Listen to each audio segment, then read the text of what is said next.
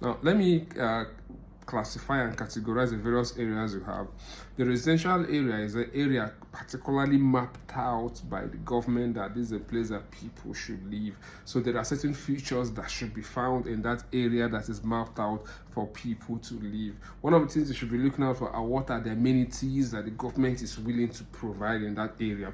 Is it an area where they have schools that people could attend? Is it an area where they mapped out for things like churches for people to attend? Is it an area where that has a good road network and transportation system that could be able to accommodate people if people live there? Do they have facilities that people, when people live there, they should be able to be attended to things like markets? Do they have a market that people can attend? Is there things around that people can go to? Are there things around there that could make people living in that area to live happily?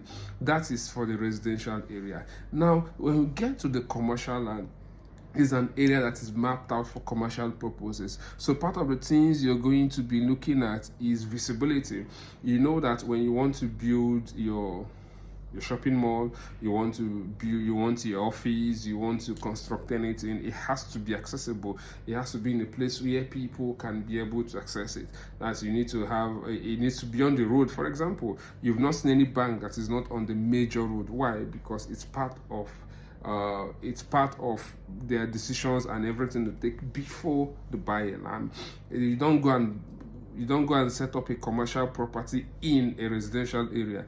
You will have issues with government if you do that. Now, sometimes people will come and hear that they demolish their property. It's maybe you didn't do your due diligence, you didn't ask your questions, and then you find yourself there. Then you have industrial land. These are areas that are mapped out for industries, for companies, for factories. Government specifically designate this area specifically for factories. Why? For industries. Why? They don't expect people to live around there, so that the emissions from the factories and all that will not pollute the health of the people. They provide what those people in those areas will need. They make sure there may be along the road that trucks can come in and move out easily. Imagine if you go and build a factory in a busy street. How would a truck come in and move products and go to the market? How would a truck come in and move products and go to the market? So that is why the area that is designated for factory, it remains for factory. So when you are choosing a property, when you are buying a land, just make sure that you buy the one that is designated for what is designated for.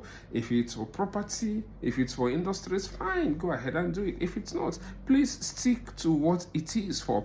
Now you have another type of land, which is agricultural land. Government may have mapped out an area. This is the area we want to develop an agricultural cluster, for example. Now, agricultural cluster, they will provide amenities that could help the farmers thrive.